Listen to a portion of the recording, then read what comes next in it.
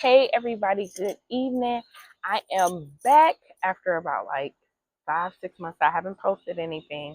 I miss y'all. What's going on? A YouTube family, Facebook, Instagram. If you watching, welcome to Finding 40 and Beyond. Oh my God. First thing, I'm gonna talk about everything that kind of went on these last few months, but we're in August 12th. Let me tell y'all one thing that I cannot believe. My birthday is in December and I will be 45.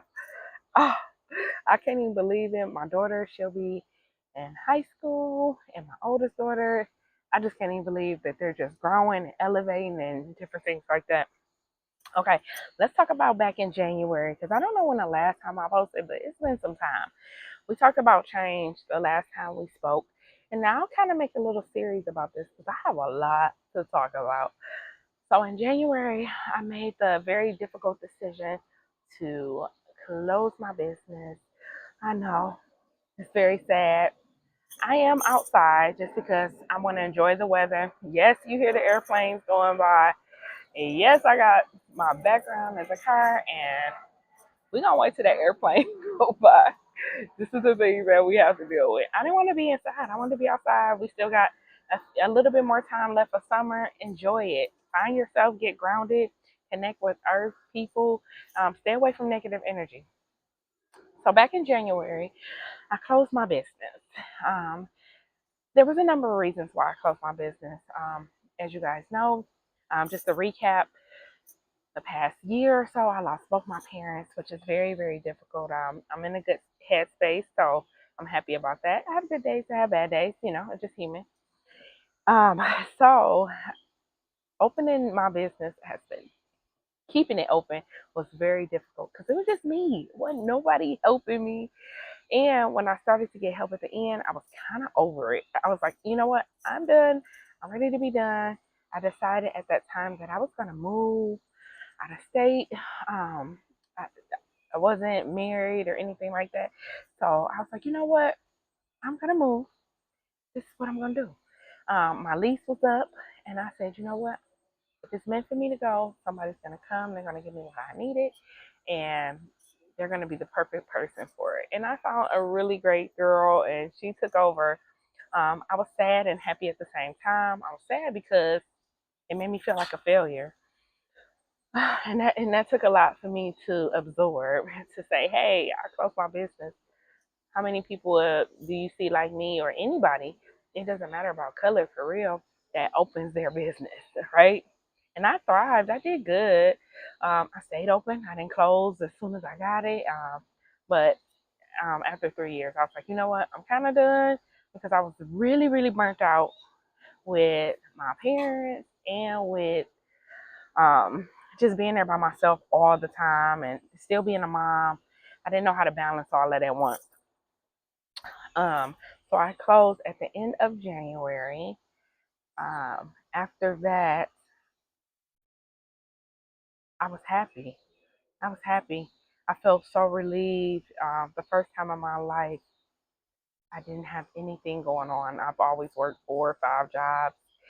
And for the first time, I didn't have anything to do. And so I took that time. I took advantage. I slept. So February came, I slept. I started to really get work on my mental and try to recharge myself. It actually has taken longer than I expected it to, but you gotta listen to what God tell you. If He say sit your butt down and take some time. So in February, I wanted to get back on healthy, which I already had started those Ozempic shots. Wegovy, I think it was Wegovy shots, and I did good for them, but I feel like it wasn't working after that.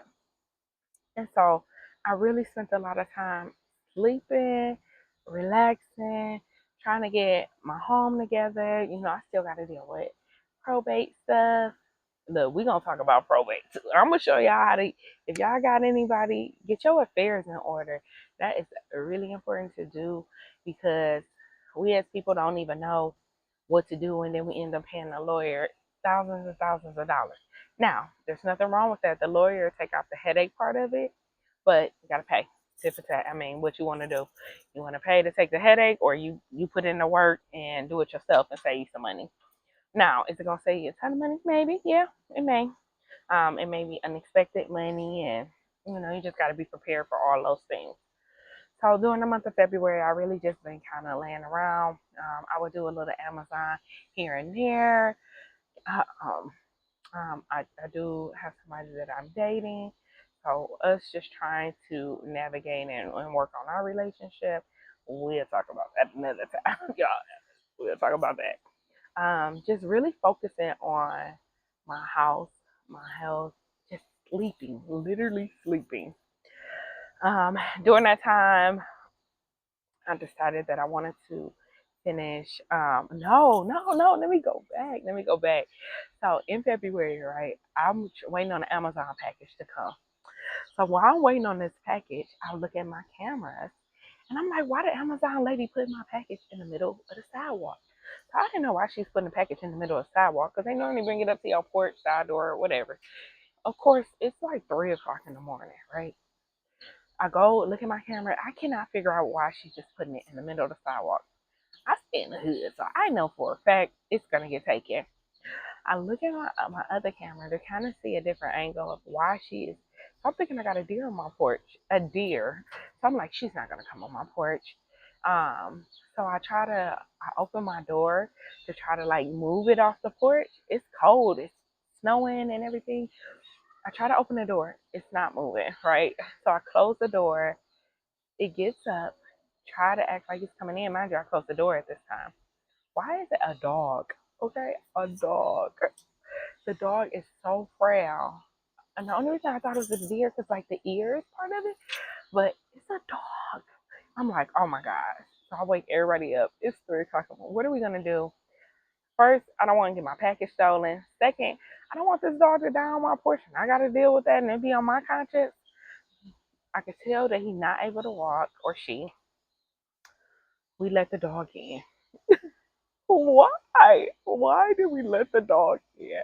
Let the dog in. I'm like, I'm not working. We can't have a pet. Come in. I found out it was a he.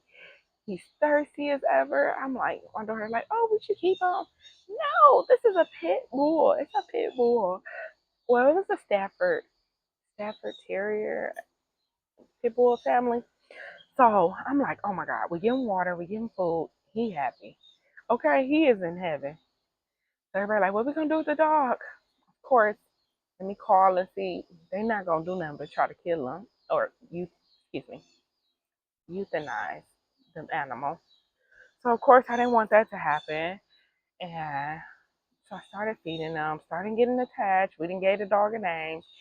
His name was Milo.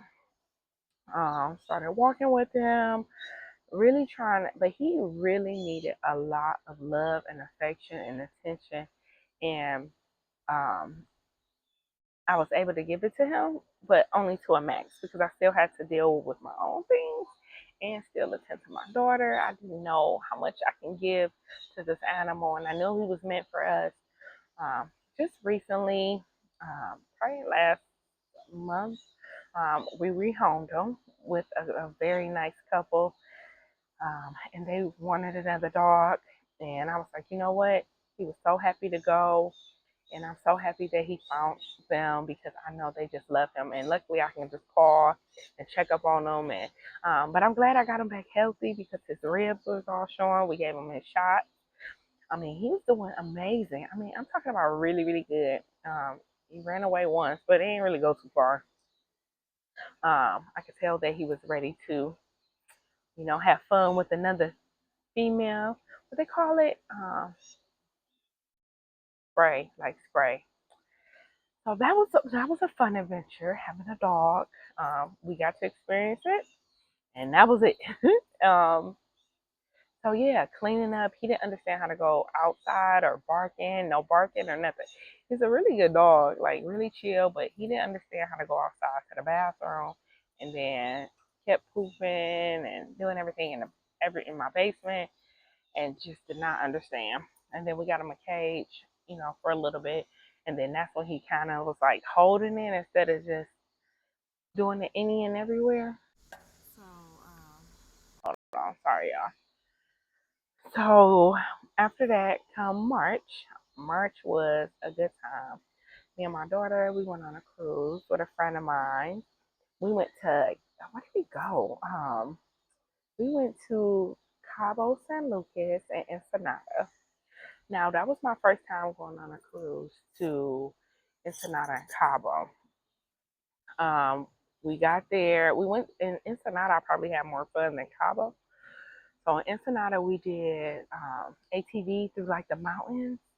Oh my gosh. When I say amazing, we booked through this guy and he had a guy with a sign, come and get us. I felt very safe, very comfortable. Like he stayed with us the whole time. They went zip lining. So they went zip lining through the mountains. I did not get on the zip line. Look, I would do a lot of stuff, but bungee jumping, jumping off the plane, skydiving, what is that? And zip lining, that ain't for me.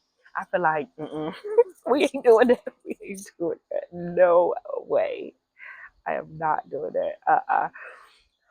Maybe another time, another time, not yet. And I be like, I don't know, I be worried about like my weight, and I know it's a max. So no, we're just gonna cancel that. Y'all have fun. I'll watch. Oh, it's cute. So Ensenada, we did that. We went to something called the Blowhorn. So if you ever go to Ensenada, make sure y'all go down like the tour. Of course, if you go to any tourist place, they gonna be hounding y'all. So just get used to that. Either you say yes or no. And there's like a flea market you walk down, then you get to the blowhole torch. The blowhole. Once you walk down that flea market part, that's when everybody gonna be trying to hound you. Right and left, right and left. Just keep your eyes forward. Unless you see something you like, then go on over there. So Ensenada was so fun. I mean, I think the ATV was probably the best. Let me tell y'all something. Don't laugh at my baby.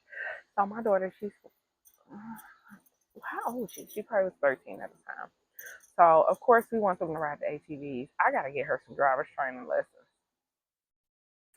Look, we'll talk about ADHD in adulthood too. And so she trying to go on an ATV and can't drive it. You know the ATVs are hard to drive if you never drove anything before.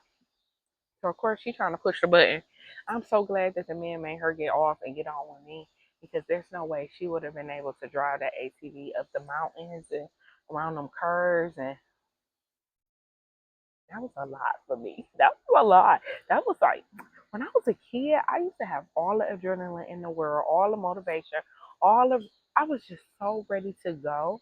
As I'm aging, that gives me anxiety. Like the things I didn't used to be scared of, roller coasters and all that. I don't know why I've changed and is so scared of that now, but I do. I do be scared. So yeah, we got to the top of the mountain. We went up the mountain, down the mountain, through people's homes. It was so beautiful. We went to this one park, and the man paid for us to go in, which was probably included in the cost. And we get to the edge of the mountain, and you could just see the ocean. And when I say it was so beautiful, it was probably the most beautiful thing. I've been to a couple of islands, but that was a really, really beautiful island. So if y'all ever got y'all passports, here come another airplane. If y'all ever got y'all passports, please go and check out Ensenada. Now, I can't say, hold on, y'all. I can't honestly say that I would go all the time, but for my first time experience was amazing. Okay. We rode on the Carnival Radiance. That was the ship with Carnival. I think we paid like $400 total, maybe five. Let's say $500 total per room, which I feel is $250 per person. It's good, especially if you got kids. That's an affordable trip. Our airfare was probably $250. I don't total. Was really affordable, so we didn't have to pay for no hotel, which was good. I did have to pay for okay, if you fly to LAX, now I'm gonna get back to the other island. If you fly to any airport, it may be cheaper than Uber. Just check your prices. It may be cheaper to get you a rental car to drop it off at a different location than Uber because the airport was so far from where we were staying It was like $100 and something, and then for a rental, it was only like $78. So we just paid the rental price and gas, probably like $5 or $10 to fill it back up because we only kept it for 24 hours. So a win is a win. And if you split it between two adults, what's $40? It's way cheaper than paying 100 and something, $150 for Uber or Lyft. No, we wasn't doing that. So that was really cool. So Cabo San Lucas, that was, like I said, those were my first time there. I got another plane flying over me, which is crazy. This must be the time where they all coming in. And I don't know if y'all can hear me very well, but you can hear it coming in. And it's a huge overcast today, so I can't even see the plane like I normally can. All right, so Cabo San Lucas was really cool when you first get off. We didn't really do too much digging in Cabo. As soon as you get off, it's a water taxi. So the water taxi, the boat come and get you from your boat in the middle of the ocean. Then you go to the island. You can't just pull up to the island, get out, and then whatever. That was really dope. I really enjoyed the water taxi. I thought that was way fun. Once you get to the island, right there, it's like all the little shops. It's a little bit different from Ensenada. And in Cabo, you can go right, you can go left. They're partying, they're dancing, like it's all different. It's everything going on. You got food shops, vendors, everything is right there off the port. I wonder how much they pay for like they vendor fee. Do they pay a yearly fee or something like that? I'm gonna do some research. Once you walk, if you go to Cabo and you walk to the left after you get off, then you can walk. There's a beach, maybe about like I would say like a 7 minute walk. I don't even think it's seven. It might be 7 minutes. It does look a little nerve wracking because you got police and you're walking through their neighborhood. You're not really sure. There's like a seal. But what I did realize when we got to that beach over there, once we walked, and luckily I seen other people walking, so I felt very comfortable. I felt very safe. I felt like luckily we was all together. Ain't nobody acting weird or nothing. Um, Once we got to that beach, let me tell y'all, people pay to come to that beach, which is right off the port. Oh, that's one thing that I did learn at Cabo. They're paying to come there because I think the water starts like $5 or $10. But there's two other beaches which technically you can walk from where our beach was, but obviously walking on the beach. If you got all day to walk, then walk. But if you don't, just take the water taxi. It's $5, and they'll take you right over to the other beaches. But I'd be afraid of getting left, so I don't got time to play with it. I don't got time. We did see the Cabo Arch, and that was cool. And we really stayed at the beach all day. The only thing about that particular beach compared to probably the other two, no food or anything was on that beach. Which I don't know why they wouldn't have food vendors there, but Cabo was cool. It was cool. I really had way more fun in Ensenada. I know a lot of other people would say different. But for with the kids and I, yeah, Ensenada was totally dope. It was totally dope. Riding through neighborhoods, everything, like I said, was a really, really an experience. And I'm glad I was able to experience that. What did we do after that? April. April was a cool month. I wanted to finish my SENA certification. So I started studying for that. I called the school and was like, hey, I really want to finish my SENA certification. Is there any way that you guys can I come in for a day or two? Went in for that day. And when I say they welcomed me with arms and, one thing I can tell you guys, what's for you is for you. Don't let nobody tell you anything different. Um, so congratulations to me. I passed.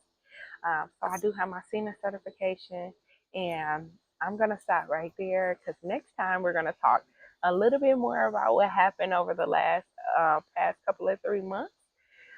But I'm excited to be back, y'all. I'm here to motivate y'all. We're gonna do scriptures. We're gonna talk about a lot of different things. I know that when I started this channel, I was in a different place and in a different mindset. Life was different, but that's okay. We gotta handle change. It's like we gotta adjust to the change.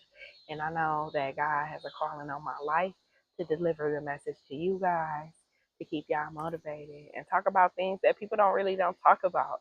We're gonna talk about these teenagers. We're gonna talk about social media.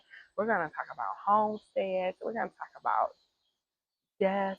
We're going to talk about a lot of different things, and I'm excited to get this started. I'm going to try to do once a week, get back in the rhythm of doing things. Here come that airplane again. Um, so, yeah, we definitely going to get back into it.